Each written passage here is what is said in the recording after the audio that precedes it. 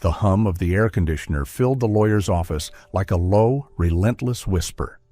Nathan sat stiffly, trying to appear composed, but the sweat dripping down his back betrayed him. The gray leather chair creaked every time he shifted, and in front of him a cup of cold coffee sat untouched. Bitter, stale, matching the air around him. Across the table sat Claire. She sat upright, hands clasped tightly in her lap, fingers trembling slightly. Her long hair was tied neatly back, her makeup minimal, but her eyes were puffy and red from a sleepless night. Nathan couldn't stop replaying the moment that morning when 2 words had shattered his world. "I'm pregnant." She'd said it with her back to him, pulling on her coat, her voice low but unwavering. Nathan had frozen, as if all the oxygen had been sucked out of the room. No, this couldn't be happening. Not now, not when everything in his career was finally clicking, not when the firm had just offered him a project overseas, not when his future was just beginning. "Are you sure?" he'd asked. Claire turned to face him, her eyes filled with tears. She didn't need to say another word. That nod was a knife to the gut. And now, here in this cold, sterile office, the divorce papers lay spread across the polished table. Printed names, dates, file numbers. Mutual consent bolded at the top. Nathan felt like a traitor, but still he couldn't bring himself to say anything kind. "About this morning," he finally croaked. Claire looked up, that gaze he once adored, now filled with pain and disbelief. "I know," she whispered. "I know you don't want this." The lawyer, a middle-aged man with thick glasses, pretended to study his papers, but Nathan knew he was listening closely. The silence thickened. "I can't be a father right now," Nathan blurted out, the words like broken glass. "We could try," Claire murmured, voice cracking. "No, Claire, I'm not ready. Not now. Not when we have no home, no plan, no stability." She didn't respond. Tears rolled silently down her cheeks. "I thought we could give this child a life. Maybe not perfect, but full of love," she said softly, placing her hand on her stomach. A simple gesture, but it made Nathan feel like he couldn't breathe. He stood up abruptly. The chair screeched against the floor. "I'm not ready to give up everything I've worked for, just because of a mistake." Claire stood too. Her voice no longer trembled. "An accident? Is that what you think this child is?" "Claire, we're only 26. You just started your career, so did I. You really want to throw all of that away for a baby we didn't even plan?" She said nothing, just looked at him. Then she spoke words that would haunt him for years. "What hurts the most isn't that you don't want the baby. It's that you don't love me anymore, do you?" "Claire," he started, but she raised her hand. "Don't. You've said enough." She turned, picked up her bag. Her shoulders trembled, but her steps were steady. "Claire," Nathan called, "you're going to terminate it, right?" She stopped at the door, turned back. Her face was dry now, her voice like ice. "You want to be free of this problem? Fine, I'll disappear, but don't expect either of us to wait for you." Then she left, leaving Nathan alone with a stack of legal documents and a decision he thought was final.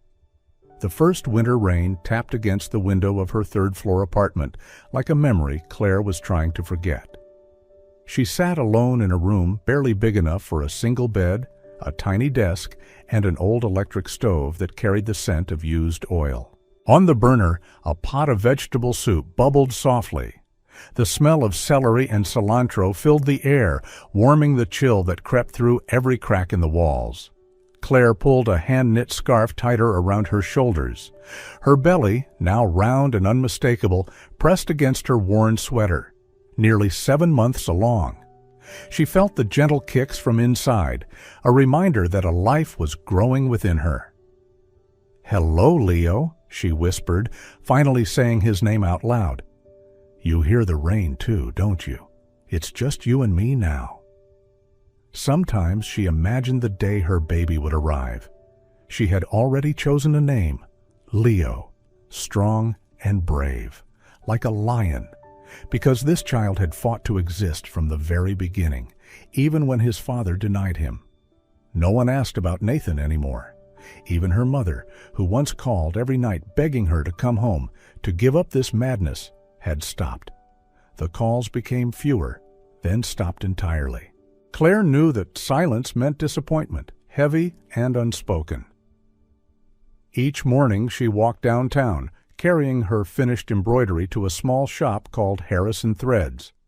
The owner, an older woman named Ms. Harris, didn't speak much, but her eyes were kind. She didn't pry, just inspected Claire's stitching and nodded. Tuesdays, drop off, pick up, no questions. That was enough.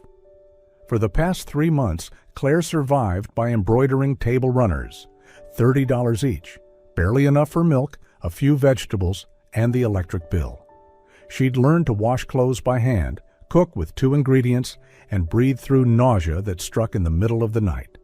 But not once did she regret her choice. Every night she talked to Leo, told him stories about the kittens living under the stairs, about the chubby doctor with the kind laugh, about the patterns she stitched all afternoon. "Your dad didn't want to meet you," she had once whispered, her voice calm. "But I do. I want to see your eyes, hear your laugh, and hold you every morning." And in the quietest nights, when loneliness pressed hardest against her chest, she'd rest her hand on her belly, and Leo would respond with a soft kick, like a whisper. "I'm here, Mom." Claire knew this life wouldn't be easy. There would be no fancy stroller, no nursery full of toys, no strong father figure to lean on. But she had something else, something she believed Leo needed more than any wrapped gift: love. "One day," she whispered into the dark, "I'll take you to the park, push you on an old swing, and tell you about courage. Not because I was brave, but because you taught me how not to be afraid." Nathan signed the divorce papers with trembling hands, believing he had just unburdened himself. He didn't realize that in that moment he wasn't just walking away from Claire. He was walking away from something sacred that was about to enter his life. But for Claire, the door closing behind her wasn't an ending. It was a beginning. A beginning without the love of the man she once trusted, but with something far more precious, a life growing inside her, day by day. Claire remembered the first time she walked into Harris & Threads. It was a cold morning, a light drizzle falling. Her belly was still small, hidden beneath an oversized sweater. Her hands trembled, part from the chill, part from nerves. In her bag were a few old embroidery samples she had made back in college. The shop was small, nestled between 2 sleek coffee boutiques. Inside, the faint scent of new fabric mingled with soft yellow light, and the quiet click of needles echoed from behind the counter. Ms. Harris, an older woman with silver hair, thick glasses, and a petite frame, looked up and stared at Claire in silence for what felt like an eternity. "You sew?" she asked, voice gravelly. Claire only nodded and handed over the small samples. Roses, creeping vines, delicate lace borders. Ms. Harris said nothing at first. Her eyes scanned Claire's hands, long fingers, soft skin, faint calluses on the tips. "Fine," she said simply. "Drop off every Tuesday. $30 each. No questions, no drama." From that day on, Claire didn't just have a job. She had a reason to get out of bed each week. Ms. Harris never asked who the father was or why Claire lived alone. But the one time Claire showed up so exhausted she nearly collapsed, Ms. Harris silently handed her a sandwich and a cup of hot tea. No lecture, no judgment. Just a woman who'd seen enough life to know that sometimes what a young mother needs most is simply a place where no one asks why. 5 years after Claire walked out of his life, Nathan had everything he once dreamed of. A luxury apartment on the 24th floor overlooking the Seattle harbor.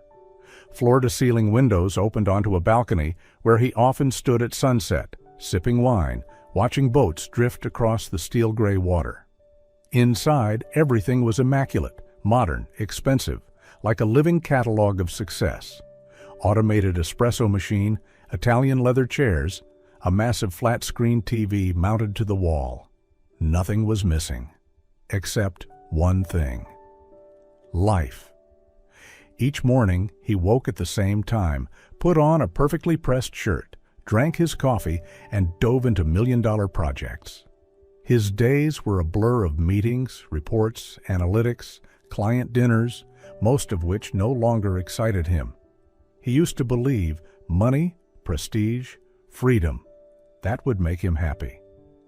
But each night, walking into the silent apartment, flicking on the lights to an empty room, Nathan felt like a stranger in his own life. He didn't think much about Claire anymore, or at least that's what he told himself. Until one April afternoon when he decided to walk instead of calling a cab. Seattle had sun that day, a rare gift. He held his iced coffee and wandered the old neighborhoods near Green Lake Park.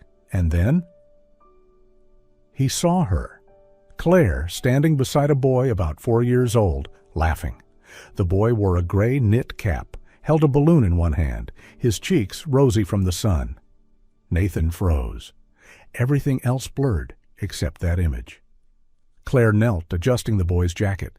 She smiled, soft, the same smile he hadn't seen in 5 years. But what made his heart stop were the boy's eyes. Dark brown, deep, unmistakably his. Nathan stepped back, ducking behind a tree, heart pounding. That child? Could it be? He tried to rationalize. Maybe just coincidence. Maybe Claire had moved on. But the longer he watched, the more certain he became. The tilt of the head, the way the boy pursed his lips when listening, every little movement was like watching a mirror of his own childhood.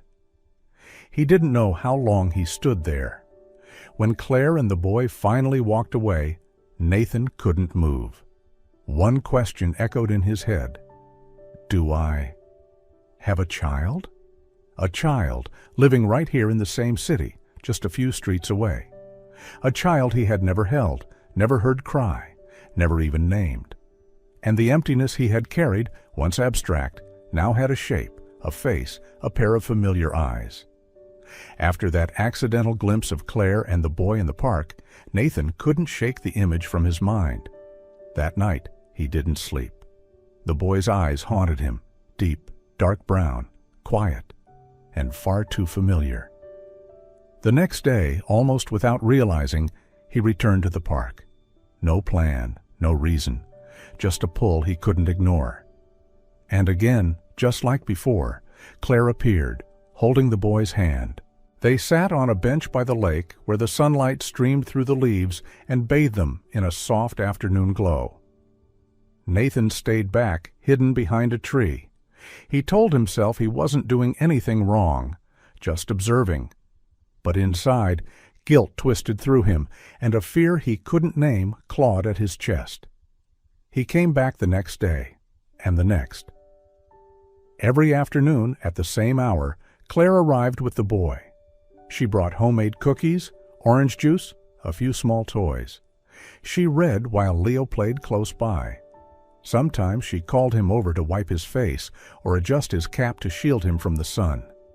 Nathan watched everything, and slowly, undeniably, a truth unfolded before his eyes. Leo looked just like him, not just the eyes, but the way he pursed his lips when concentrating, the tiny frown when he was annoyed, the way he sat cross-legged in the grass, exactly how Nathan had as a child. No DNA test was needed. He knew, and that knowledge, both miraculous and devastating, burned in him like fire. Finally, on a warm afternoon in early summer, Nathan stepped out from the shadows. Claire was sitting on a bench, eyes distant, while Leo ran in circles chasing butterflies. Nathan drew in a breath and approached. "Claire," he said. She turned, startled. Her face paled when she saw him. "What are you doing here?" she asked sharply. Nathan swallowed. I I need to talk. Claire stood, pulling Leo close. We have nothing to talk about. Please, Nathan stepped closer. I'm not here to cause trouble. I need to know. Claire stared. Know what? He glanced at Leo, now peeking curiously from behind her leg. That boy, Nathan said softly, voice cracking. He's my son, isn't he? Claire didn't answer right away. A breeze swept through, carrying the scent of wet grass and lake water. Everything went still. Then she nodded, slowly, heavily. Nathan closed his eyes, not in shock, but because the confirmation shattered something inside him. I didn't know, he breathed. I didn't know you kept the baby. Claire hugged Leo tighter, her gaze cooling. And if you had known, would it have changed anything? He couldn't answer. You made your choice 5 years ago, and my son has grown up without a father. Don't think you can just show up now and fix it? Nathan nodded. I'm not asking for forgiveness. I want to be here. Claire stared at him for a long time, then turned and walked away with Leo. Nathan didn't follow, but he knew. The worst part wasn't that Claire had walked away. It was that his son had grown up not knowing who he was. Claire walked away, taking Leo with her, and with him, everything Nathan had never had the chance to hold. A mother's love, a child's trust, and 5 years of time he could never reclaim. But for the first time in his life, Nathan didn't run. He knew he was far beyond the point of return. And yet, in that moment, he told himself, if there was even the smallest crack left in Claire's heart, he would step through it with every ounce of honesty he had left. Nathan didn't see Claire at the park the next day, or the one after that. He sat for hours on the bench, waiting under the rising summer heat, coffee growing cold in his hand. Every child that ran past made his heart ache, because none of them were Leo. On the 4th day, Claire appeared. Alone. No Leo. Her face was unreadable, her steps firm. She didn't sit, just stood in front of him. What do you want? Her voice was dry. Nathan stood, eyes tired and red. I want to see my son. You already saw him, Claire replied. He doesn't know who you are, and you don't deserve for him to know. He swallowed hard. I know I was wrong. Claire, I have no right to ask for forgiveness. I just want one thing. Give me a chance to do what's right. She was silent for a moment, then asked, Why are you really here? Guilt? Loneliness? Or is this just about making yourself feel better? No, he shook his head. I saw him, and after 5 years of living like a ghost, for the first time, I want to live for something real. Claire lowered her eyes slightly, her tone softening, but still sharp. If you think you can just show up, cry, regret, and everything goes back to normal, then you know nothing about being a father. I don't want normal, Nathan said quietly. I just want to start from nothing, if that's what it takes. Claire exhaled, long and heavy. Just know this, she said, meeting his gaze. If you ever hurt my son again, intentionally or not, you will never see him again. Nathan nodded without hesitation. I understand, and I accept. A week later, Claire agreed to meet at a small cafe with a backyard play area. Leo was crouched down, drawing with sidewalk chalk, humming softly to himself. Claire pointed. I told him a friend wanted to meet. Nathan took a deep breath, then walked over. Leo looked up, curious. Nathan crouched, keeping his distance. Hi, Leo, he smiled. I'm Nathan. I'm really happy to meet you. Leo didn't answer. He just nodded, then turned back to his drawing. A blue boat with a red sun above it. You like drawing? Nathan asked. Leo nodded again, not speaking. I used to love drawing boats too, Nathan said gently. But I was never as good as you. Leo gave a tiny smile, then held out a piece of blue chalk. "You draw the sun." Nathan took it, his hand trembling. He drew a crooked circle. Leo burst out laughing. "That's not round at all," the boy giggled. For the first time in years, Nathan truly laughed. From afar, Claire watched them. She didn't speak, just placed a hand over her chest, where her heart was beating faster than usual.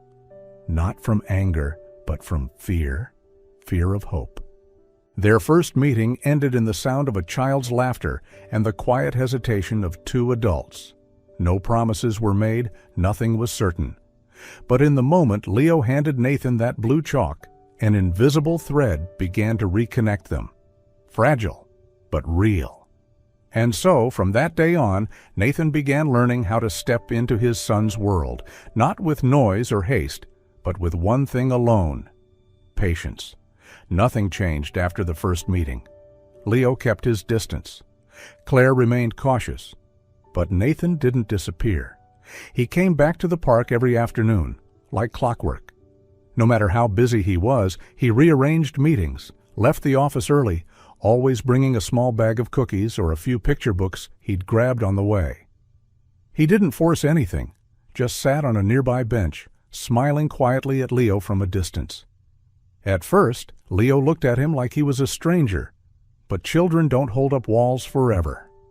One afternoon, Nathan brought a set of building blocks. He sat on the ground, playing alone, saying nothing.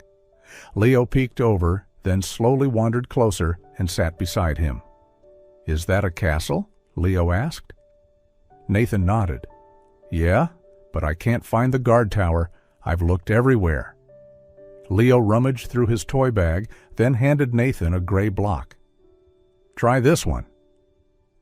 From that day on, they played together, a little more each day. The castle turned into a spaceship, then a fire truck, then a secret base. Nathan didn't rush things.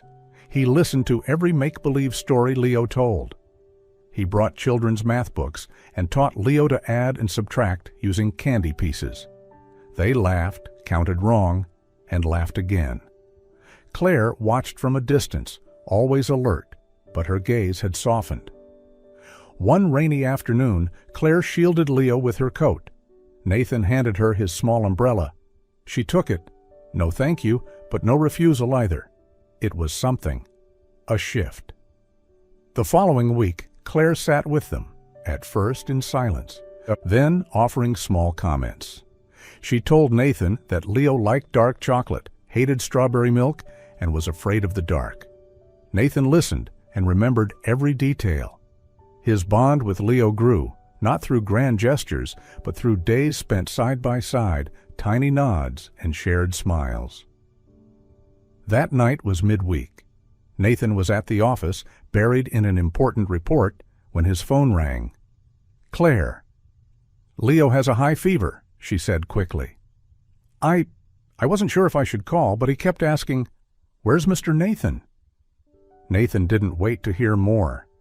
He grabbed his coat and left without a word to anyone. When he arrived at Claire's apartment, she was sitting on the bed's edge, worry etched on her face. Leo lay flushed and breathing heavily. Nathan knelt by the bed, gently holding the boy's burning hand. "I'm here," he whispered. "I'm right here." Claire watched him without a word, but something in her eyes began to soften. Nathan stayed all night. He wiped Leo's forehead, read stories during the worst of the fever, whispered calm words when Leo whimpered. By dawn, the fever had broken. Leo was asleep, still clutching Nathan's finger. Claire brought out 2 mugs of tea and handed him one. For the first time, she smiled, a tired smile but genuine. "Thank you for coming," she said. Nathan didn't respond. He just looked at the sleeping boy, his heart full. In that moment, he understood. Trust doesn't come from promises. It comes from showing up when it matters most. And Claire understood too. Some people may leave, but some know how to come back the right way. After that night, everything shifted. Claire no longer stood guard like a gatekeeper.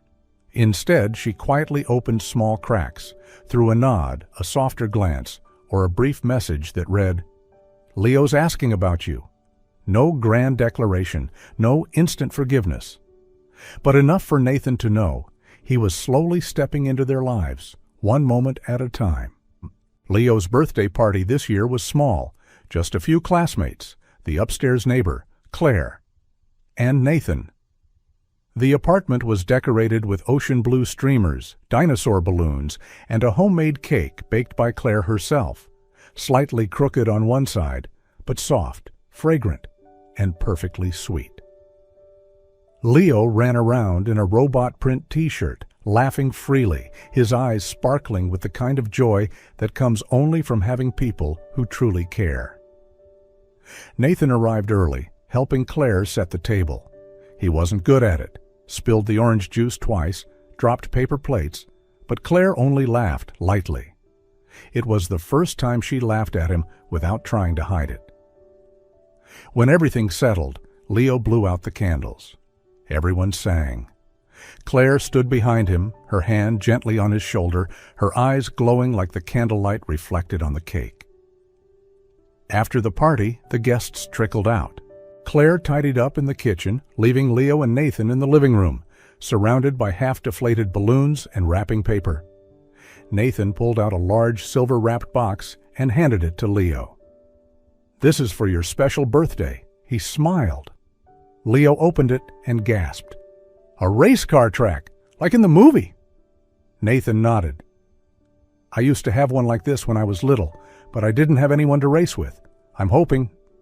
Maybe now I do." Leo stared at the gift, then at Nathan. A moment passed, then, in a voice so soft it barely rose above the sound of the wind outside, he asked, "Mr. Nathan, can you be my dad?" The room fell silent. Nathan felt his heart sink, not from pain, but from the overwhelming flood of emotion. He bent down, meeting Leo's eyes, those same dark eyes he saw in the mirror.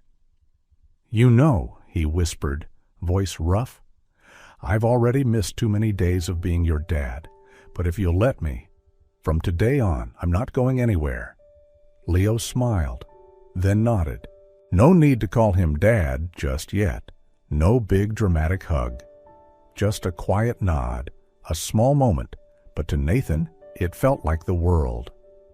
From the doorway, Claire had been standing there. She didn't interrupt. She didn't speak. She simply watched, silent, still but deeply moved. She saw the way Nathan leaned in, the way Leo looked at him. And more than anything, she saw something she hadn't dared believe was possible. Something real, unforced, unscripted. Simply a father, exactly where he was meant to be. After Leo ran off to play with his new toy, Claire approached with a mug of tea. "Thank you for staying," she said softly. "Thank you for letting me," he replied. They didn't need to say more, because today, for the first time, no one stood outside the lines of family anymore. After Leo's 6th birthday, things no longer felt like cautious visits or tentative steps. Nathan was no longer just Mom's friend. He became part of the routine, part of dinner conversations, part of the mornings when Leo would wake up and ask, "Is Dad coming today?" Family was no longer a distant idea. It was forming, slowly, surely, and gently, in the hearts of all three. After a few weeks, on a sunny Saturday afternoon, Nathan invited Claire and Leo to the park. He didn't say much, just that he wanted the three of them to spend a quiet day together. Claire agreed. There was no guarded tone in her voice. Maybe because Leo was now used to holding Nathan's hand on walks, or maybe Claire had stopped reminding herself to be cautious. The park wasn't too crowded that day. Leaves had started to turn golden. The breeze was soft and warm. Nathan brought a picnic blanket, some sandwiches, and Leo's favorite juice.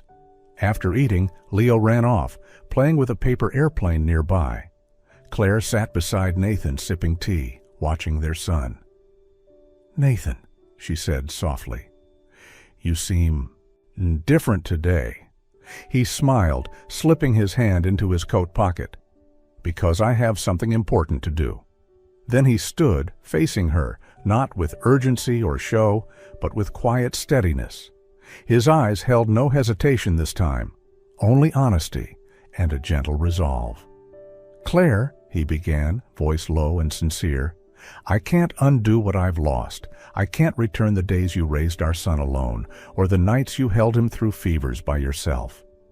He pulled out a small velvet box and opened it. Inside was a simple ring, elegant, understated, like the life he wanted to build. "But I'm here," he continued, "because I want to build a future with you, one where Leo has both parents, one where you don't have to be strong on your own anymore." Claire froze. She didn't answer right away. Her heart raced, not just from the proposal, but from everything flooding back at once. Nathan showing up when it mattered, his quiet hugs for Leo, those afternoons full of laughter and the smell of fresh cookies. Leo ran over, waving his paper airplane. "Mom, what's Mr. Nathan doing?" Claire bent down, holding his hand, then looked at Nathan, the man standing quietly, with his heart in his hands. "He's asking me," she whispered, "if he can be a part of our family. Forever." Leo looked from her to Nathan. "I think you should say yes." Claire laughed through tears, and then she nodded, gently, slowly, not because every wound had healed, but because she chose to believe that some people, after all, really do come back and stay. The sun dipped low in the park, painting the sky in soft shades of orange and pale pink. Leaves rustled gently underfoot. Children's laughter echoed in the distance. In the middle of it all, three figures, father, mother, son, walked side by side down a tree-lined path. Leo walked in the center, his left hand holding Claire's, his right hand in Nathan's. He chatted excitedly about school, glancing up often to make sure both adults were listening. And they were, fully, deeply. Nathan gently squeezed Claire's hand. She looked at him, not with caution, but with a quiet trust, one built slowly, steadily, over days of simply showing up. They paused at a grassy hill where the sun touched the treetops. Everything felt still, as if the world itself had slowed down to listen. Nathan leaned closer, whispering to Claire, but loud enough for Leo to hear too. "I came 5 years late, but I'm here to stay. Forever." Claire didn't respond with words. She simply rested her head on his shoulder. Leo looked up at them and smiled, a full smile, no longer missing anything. No music played, no fireworks exploded. Just the fading light of day, and three hearts beating in the same direction. Family isn't a place where everything's perfect. It's the place you choose to stay, even when you once walked away. And there, beneath the golden sky, a new family was born. Not from a flawless beginning, but from forgiveness, and a love that never left. The kind of family that doesn't start with perfection, but one that chooses each other, again and again and again. Sometimes life gives us second chances, not to rewrite the past, but to write a better future. Nathan came back 5 years late, but he came back with honesty, with love, and with the courage to stay. If this story touched your heart, don't forget to like, subscribe, and share it with someone who believes in redemption and the power of family. And remember, family isn't about perfection. It's about choosing each other, again and again. Thank you for watching. See you in the next story.